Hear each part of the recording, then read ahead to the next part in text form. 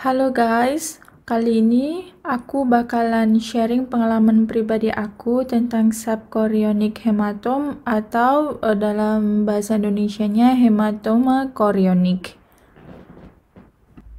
Jadi dikatakan hematoma chorionik karena adanya gumpalan darah atau hematom antara membran yang mengelilingi janin sama dinding rahim. Jadi kalau kalian USG itu nampak jelas warna hitam gumpalannya itu antara kantong janin sama dinding rahim.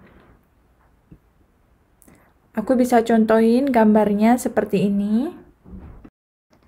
Di sini menunjukkan tanda panah putih itu adalah pendarahannya, gumpalan darahnya, tapi itu dalam posisi belum keluar ya, belum perdarahan. Jadi dia berada di antara membran kantong janin sama lapisan dinding rahim. SAC itu kantong janin di mana janin bakalan tumbuh di situ.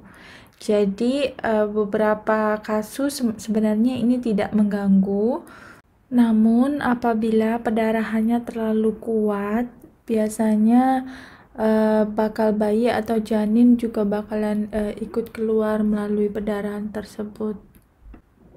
Kasus seperti ini sebenarnya jarang terjadi, itu cuma sekitar 3,1% dari semua kehamilan. Dan sayangnya aku termasuk 3,1% tersebut. Pada pasien dengan gumpalan darah abnormal ini, biasanya kalau ukurannya kecil, itu tidak masalah dan tidak menunjukkan gejala yang signifikan. Tapi kalau ukurannya sudah besar dan mengganggu, itu biasanya ada nyeri perut, perdarahan vagina, persalinan prematur kalau bayinya bisa sampai tumbuh besar, dan yang paling sering itu adalah aborsi atau keguguran, dan biasanya terjadi pada trimester pertama, jadi sebelum usia kehamilan 4 bulan.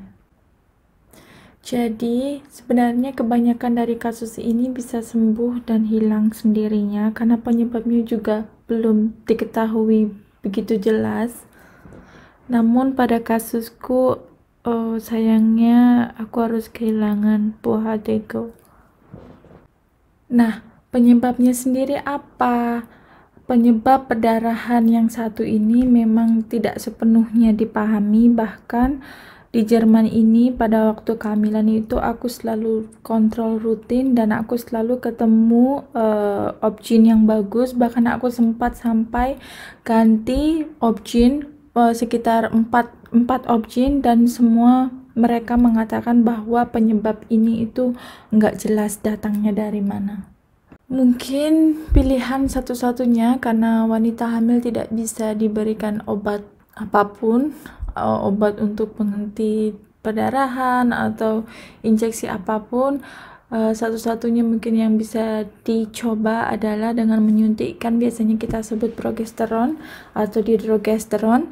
Itu orang bilang untuk penguat kandungan, tetapi sebenarnya di Jerman sendiri itu penguat kandungan tidak terlalu efektif dalam kasus ini, dan kita udah coba semuanya ya, juga stay di tempat tidur, nggak kemana-mana, nggak berdiri lama, nggak beraktivitas yang aneh-aneh, nggak juga olahraga. Namun takdir berkata lain. Kalau sudah waktunya dan memang sudah takdirnya, ya kita harus ikhlas. Buat para moms di luar sana, sebenarnya ketahuilah bahwa perdarahan ini biasanya itu berakhir pada kehamilan yang sehat, terutama kalau kita USG dan kontrol rutin, biasanya perdarahannya bisa terkoreksi, bisa sembuh, bisa hilang sendiri. Seperti yang sudah aku jelasin tadi, kasusnya ini jarang banget yang mengakibatkan keguguran, cuma sekitar 3% dari semua kehamilan. Jadi para moms jangan khawatir, tetap positive thinking. Moms akan mendapatkan kembali kekuatan itu tiap kali melihat detak jantung si kecil dalam kandungan. Semoga dengan aku sharing video ini dapat menginspirasi para moms di luar sana, para pejuang garis 2.